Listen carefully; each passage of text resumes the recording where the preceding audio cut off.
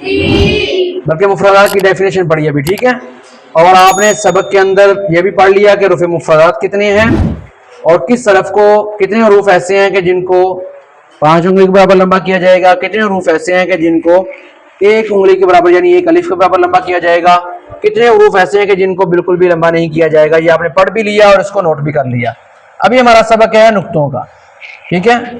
पूरे कुरान मजीद के अंदर बेटा कुछ हरूफ ऐसे होंगे कि जिनके ऊपर 1 नुक्ता होगा, कुछ हरूफ ऐसे होंगे कि जिनके ऊपर 2 नुक्ते होंगे, कुछ हरूफ ऐसे होंगे कि जिनके ऊपर 3 नुक्ते होंगे। कोई हरफ ऐसा नहीं होगा कि जिसके ऊपर 4 नुक्ते हों। इस तरह कोई हरफ है इस तरह का जिसके ऊपर 4 नुक्ते हों? हमारे मुल्क पाकिस्तान के अंदर एक जुबान ऐसी है कि जिसके हरूफ के ऊपर 4 नुक्ते भी आते हैं। वो कहाँ बोली जाती है जुबान? किस शहर में, किस सूबे में बोली जाती है?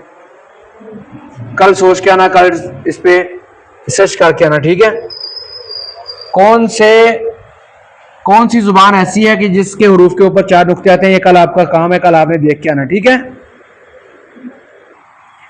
तो पूरे कुरान मजीद में कुछ हरूफ 1 नुक्ते होंगे, कुछ हरूफ ऐसे हैं कि जिन पर 2 नुक्ते होंगे, कुछ हरूफ ऐसे हैं कि जिन पर 3 नुक्ते होंगे।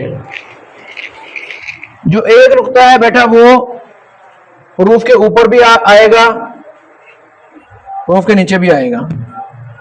इस तरह जो 2 नुक्ते हैं वो भी हरूफ के ऊपर भी आएंगे और नीचे भी आएंगे।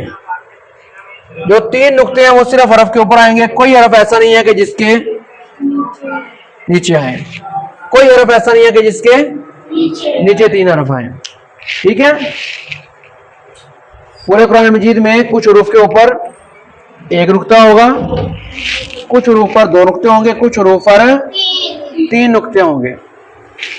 1 नुक्ता हरफ के ऊपर भी आ सकता है, हरफ के, बोलो ऊंची आवाज से बोलो, 1 नुक्ता, 1 नुक्ता हरफ के ऊपर भी आ सकता है और नीचे भी आ सकता है। 2 नुक्ते हरफ के ऊपर भी आ सकते हैं और हरफ के नीचे भी आ सकता है। 3 नुक्ते सिर्फ हरफ के ऊपर आएंगे, ठीक है। किसके दरमियान में आएंगे?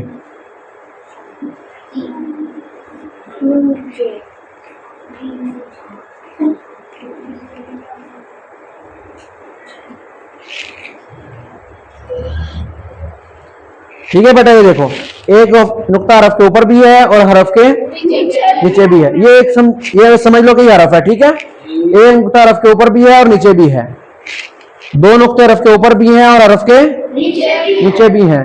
3 नुक्ते सिर्फ हरफ के ऊपर आएंगे, हरफ के नीचे नहीं आएंगे। आजा बेटा।